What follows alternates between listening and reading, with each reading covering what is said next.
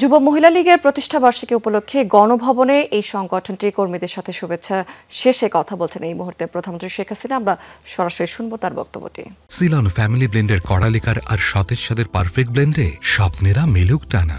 দুর্ভাগ্যের বিষয় 15 আগস্ট জাতির পিতাকে হত্যার পর এই বাংলাদেশ এগোতে পারেনি, কিন্তু 21 বছর পর আওয়ামী লীগ যখন সরকার এসেছে তখনই জনগণের সেবক হিসাবেই আমরা এসেছিলাম।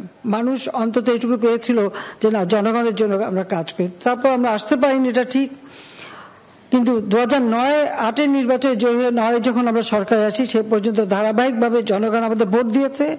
আমরা বারবার সরকারে এসেছি, আসার ফলে আজকে বলবো যে প্রতিটি ক্ষেত্রে আমরা বাংলাদেশকে একটা উচ্চ আসনে নিয়ে যেতে সক্ষম হয়েছি। তার মধ্যে সবচেয়ে বড় কথা ছিল নারীর ক্ষমতায়ন। কারণ মেয়েরা সমাজের অর্ধেক পিছনে পড়ে থাকলে সেই সমাজ কখনো উঠে দাঁড়াতে পারে না, সেই দেশের উন্নতি হতে পারে না। এ কথাটা জাতির পিতা বঙ্গবন্ধু শেখ মুজিবই বলতেন।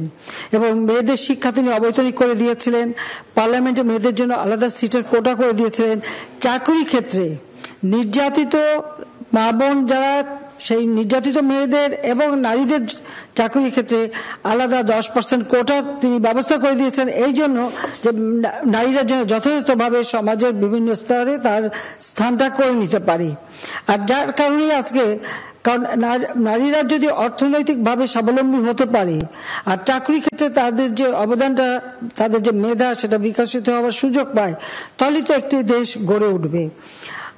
আমরা আজকে একটা জিনিস আমি না বলে পাচ্ছি না, আমি দেখেছি যে কি কোটা আন্দোলন, কি বুদ্ধি, আমাদের মুক্তিযোদ্ধাদের জন্য যে কোটা সেটা বাতিল করতে হবে, নারীদের কোটা বাতিল করতে হবে, অমক সমক, সেটা কিন্তু একবার বাতিল করা হয়েছিল, কিন্তু ফলাফলটা কি?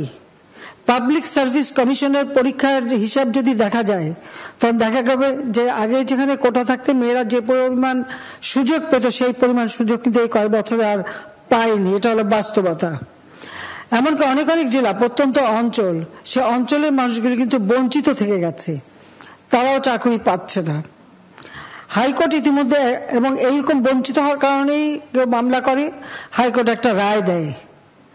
হাইকোর্টের রায় আমরা সবসময় সেটাই মেনে নেই, কিন্তু আমরা দেখলাম যে এখন কোটা বিরোধী আন্দোলন আবার গড়ে তোলার চেষ্টা, ছেলেমেয়েরা লেখাপড়া বাদ দিয়ে এখন কোটা বিরোধী আন্দোলন করে, সেখানে মেয়েরাও করে। এখানে আমার একটা প্রশ্ন আছে, যারা এর আগে কোটা বিরোধী আন্দোলন করেছিল তারা পাবলিক সার্ভিস কমিশনে কতজন পরীক্ষা দিয়েছিল আর কতজন পাস করেছে সেই হিসাবটা একটু বের করা দরকার। তারা দেখাক যে পরীক্ষা দিয়ে তারা বেশি পাস করেছিল, মেয়েরা বেশি পাস করে বেশি চাকরি পেয়েছে কিনা, সেটাকে তারা প্রমাণ করুক। আর হাইকোর্টের রায়, এটার বিরুদ্ধে এভাবে আন্দোলন করা, এটা তো সাবজুডিস, কারণ আমরা সরকার থেকে কিন্তু এভাবে কোনো কথা বলতে পারি না, কারণ হাইকোর্ট রায় দিলে সেখানে হাইকোর্ট থেকে আবার আসতে হবে। কিন্তু আজকে আন্দোলনের নামে যেটা আবার করা হচ্ছে, পড়াশোনার সময় নষ্ট করা, এটারও কোনো যৌক্তিকতা আছে বলে আমি মনে করি না।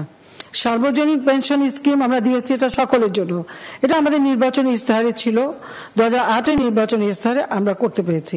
শুধুমাত্র সরকারি চাকরিজীবী তারাই পেনশন পায়, আর বাকিরা বঞ্চিত থাকে।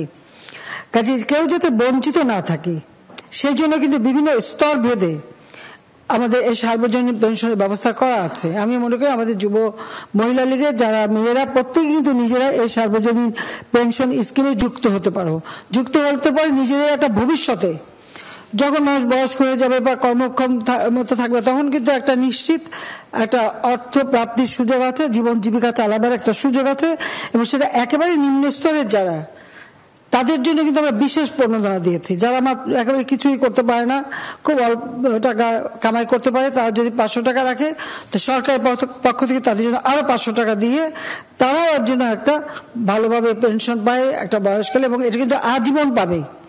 কাজে আমি মনে করি আমাদের রাজনীতির সাথে যারা জড়িত তাদের সকলেরই এই সার্বজনীন পেনশন স্কিমে ঢোকা দরকার, তাহলে অন্তত একটা জীবনের একটা নিশ্চয়তা পাওয়া যাবে। অন্তত বৃদ্ধ বয়সে কারো মুখাপেক্ষি হয়ে থাকতে হবে না, ছেলের ঘাড়ে বোঝা হবে না, মেয়ের ঘাড়ে বোঝা হবে না, নিজেরটা নিজে করে খেতে পারবে, সেই ব্যবস্থাটা করা। কারণ আমরা ক্ষমতা আসার পরে বয়স্ক ভাতা, বিধবা ভাতা, স্বামী গৃহীতা বা পরিত্যক্তা ভাতা, প্রতিবন্ধী ভাতা, বিভিন্ন আমরা ভাতা প্রবর্তন করে, এটা কিন্তু আওয়ামী লীগ প্রথম করে সরকার আসার পরে। আমরা চাই যে দেশের মানুষ অন্তত একটু ভালোভাবে বাঁচুক, আজকে যারা ভূমিহীন গৃহহীন তাদেরকে আমরা ঘর করে দিচ্ছি বিনা পয়সায়, আর সেই ঘরের মালিকানায় মেয়েদের অগ্রাধিকার। ঘর তার সঙ্গে সঙ্গে মেয়েদেরকে কিন্তু আমরা সমানভাবে ভাগ দিয়ে সেই ঘরগুলি আমরা দিচ্ছি, অর্থাৎ প্রত্যেকটা ক্ষেত্রে। এবং আমি প্রথমে এসে মেয়েদের কর্মক্ষেত্রে প্রাইমারি শিক্ষায় 60% নারীরা জায়গা পাবে। এই প্রাইমারি শিক্ষক নিয়োগের ক্ষেত্রে 60% আমরা মেয়েদের জন্য করে দিয়েছিলাম কোটা, যে এখানে সব চাকরি মেয়েরা আগে পাবে। তো সেইভাবে কিন্তু সবসময় মেয়েদেরকে একটা স্বাবলম্বী করার পদক্ষেপ আমরা নিচ্ছি।